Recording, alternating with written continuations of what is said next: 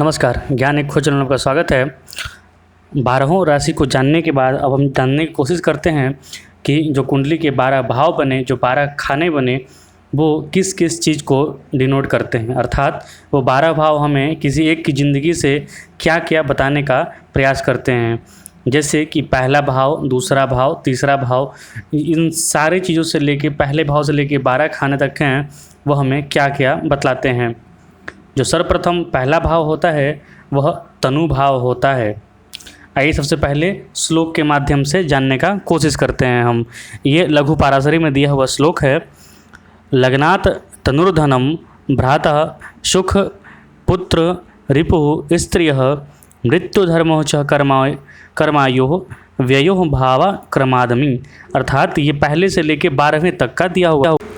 पहला भाव तनुर्भाव, दूसरा भाव धनम, तीसरा भ्राता, चतुर्थ सुख, पंचम पुत्र, छठा रिपु, सातवां स्त्री, आठवां मृत्यु, नवां धर्म, 10वां कर्म, 11वां आय, 12वां व्यय। ये 12हों भाव हमें ये बताते हैं। अब विस्तृत चर्चा करते हैं। प्रथम भाव जिसे तनु भाव कहा गया है। तो आखिरकार तनु भाव क्यों कहा गया है?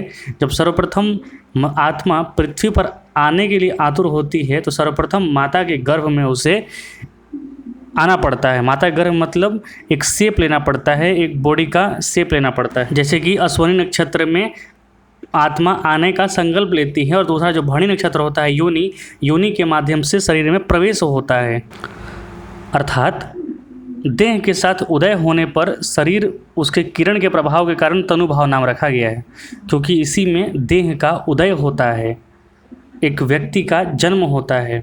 जन्म होने के बाद जो सबसे पहला व्यक्ति है, सबसे पहले जिसे दिखता है आँख खोलने के बाद, वो उसका अपना कुटुंबजन होता है, उसका अपना परिवार होता है। वही द्वितीय भाव है। अर्थात देह के उदय यानी शरीर की प्राप्ति होने के अनंतर, मतलब प्राप्ति होने के बाद उस देह की रक्षा के लिए धन चाहिए। अर्थात धन वस्त्र और द्रव्य की होती है इच्छा। इसलिए यह पैतृक संपत्ति का भी भाव है। इसमें आपका अपना कुछ नहीं होता है, पैतृक जो कि आपके पूर्वज से आते हैं। तो इसमें क्या है, व्यक्ति ने आँख खोला, सबसे पहले अपने परिवार को देखा, इसलिए कुटुंबीजन हुए।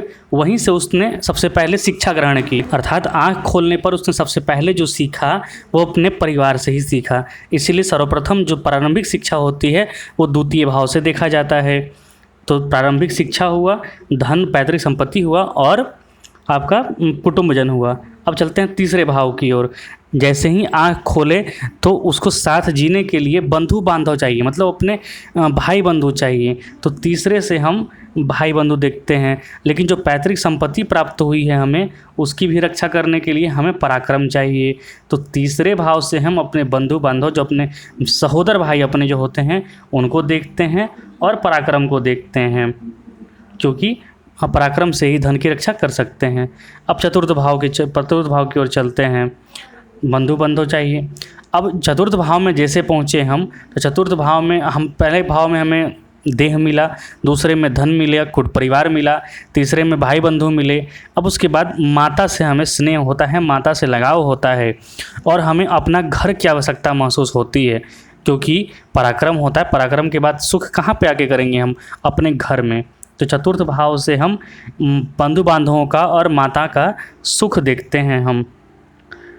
अब पंचम भाव, जैसे कि सुख मिला हमें, धन मिल गया दूसरे से, तीसरे से पराक्रम मिल गया, तो अब हम उस चीज़ को कैसे मल्टीप्लाई करें? कहने का मतलब कि ज्ञान प्राप्ति के लिए जो हमें सुख मिला है, सुख मिलने के बाद हमें मन में आता है कि हमें अपना खानदान बढ़ाना है, अपना वंश को आगे बढ़ाना है। तो वहाँ पर पुत्र की भी कामना होती है, संतति की भी कामना होती है। तो इस कामना को लेकर मनुष्य आगे बढ़ता है। तो आता है छठे भाव में। छठा भाव अर्थात जब पुत्र की कामना हुई, संतति की कामना हुई, अर्थात विवाह की कामना हुई, तो विवाह से पूर्व हमें अपने शरीर के जो रोग हैं, रिपु हैं, उसको खत्म करना होता है। तो छठे भाव से हम अपने शरीर के रोग को देखते हैं। अब जो शत्रु होते हैं उन्हें भी हम रोग की तरह ही देखते हैं, इसीलिए शत्रु भाव भी छठा होता है। तो पत्नी से मतलब मुलाकात से पहले, प्रेम विवाह से पहले या विवाह से पहले हमें अपने शरीर को स्वस्थ रखना होता है। अब आता है सप्तम भाव।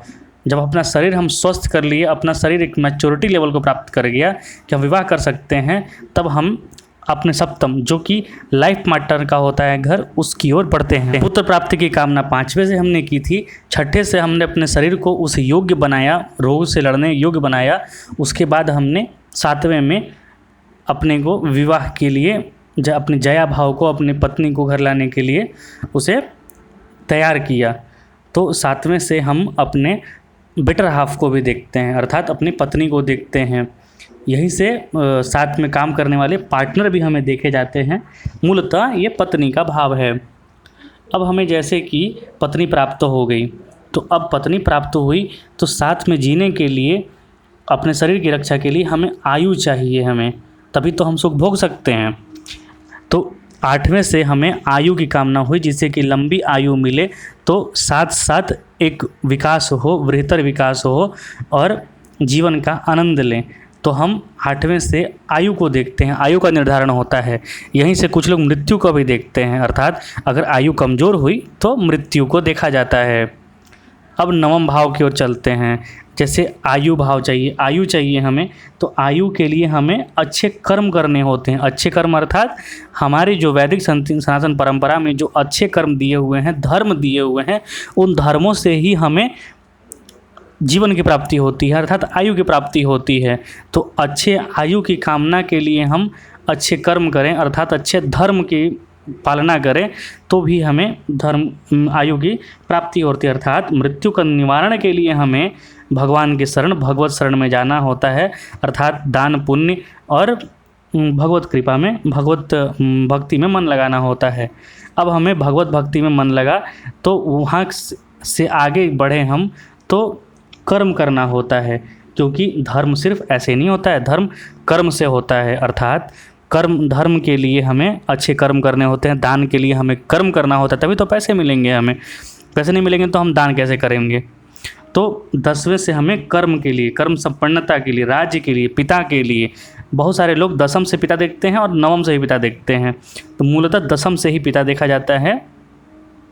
तो अब हम 10वीं में कर्म कर लिए, मतलब कि धर्म की पालना के लिए, तो कर्म किए, अर्थात कर्म का हमें लाभ मिलेगा, क्योंकि किसी भी भाव का दूसरा भाव उसका धन होता है, याद रखिए। तो हमने कर्म किया, अर्थात कर्म से हमें धन की प्राप्ति होगी, धन की प्राप्ति होगी। इच्छा जो हमारे मन में है उसकी प्राप्ति के लिए, अर्थात धर्म की पालना के लिए कर्म करना होगा, और कर्म के लिए, कर्म करने के बाद हमें धन की प्राप्ति होगी, जिसको हम कि अपने कर्म में या फिर भगवान के हित में लगा सकते हैं। तो हमें यहाँ से मिला, 11वें से मिला लाभ।